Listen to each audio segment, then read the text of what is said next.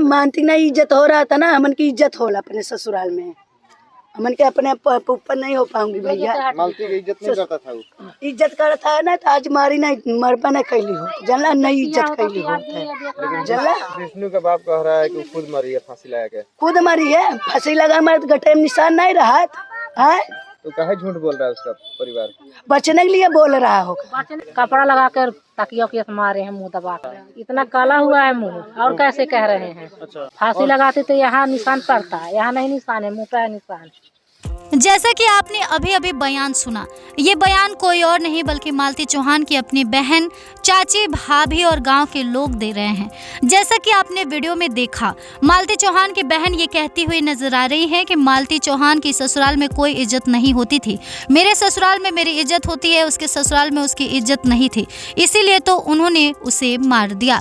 इसी के बाद मालती चौहान के अपने सगे संबंधी और रिश्तेदार भी बयान देते हैं। इस बयान में एक औरत कह रही है कि मालती चौहान की हत्या की गई है, उसका मुंह दबाकर तकिए से मारा गया है।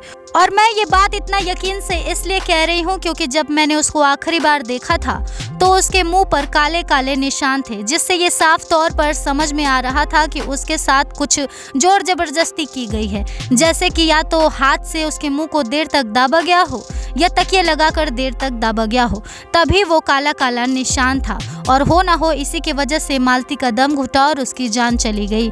अगर फांसी से जान जाती तो उसके गले पर, उसके गर्दन पर निशान होता, लेकिन उसके गर्दन पर, गले पर कोई निशान नहीं था। और बस इतना ही नहीं, उसके शरीर पर भी चोट के निशान थे, जिससे ये लग रहा है कि वो लोग उस रात मालती को टॉर्चर किए थे, फिर जबरदस्ती मार दिए थे और उसके बाद आत्महत्या का रूप दे दिए ताकि उन पर इल्जाम ना आए और उनको सजा ना मिले।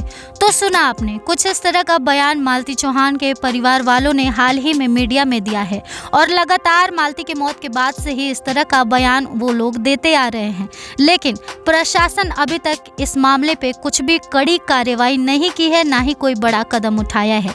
हाँ, फिलहाल सच ये है कि मालती चौहान के पहले पति विष्णुराज चौहान गिरफ्तार हो चुके हैं। उनकी गिरफ्तारी मालती के मौत के 2 दिन बाद ही हो गई थी और हिंदू रीति रिवाज के अनुसार मालती चौहान का विदाई भी कर दिया गया था। और अब लगातार बात विवाद चल रही है कि क्या मालती का जो केस है वो आत्महत्या का है या हत्या का। फिलहाल पोस्टमार्टम रिपोर्ट भी सामने आ गई है, जिसमें कॉज ऑफ डेथ दम घुटना बताया गया है, जिससे ये सिद्ध नहीं हो सकता कि उसने आत्महत्या ही की है। दम घुटना किसी भी चीज़ की वजह से हो सकता है, या तो उसके साथ कोई इस तरह की हरकत कर सकता है जैसा कि इनके परिवार वाले कह रहे हैं कि जोर जबरदस्ती से मुँह दबाना या तकिए से मुँह दबाकर सांसों को रोकना, या फिर फांसी। जो भी हो, आपको क्या लगता है हमें कमेंट सेक्शन में जरूर बताएं और इस तरह के तमाम अपडेट्स से जुड़े रहने के लिए करारा न्यूज़ डे एंड नाइट को सब्सक्राइब करना ना भूलें।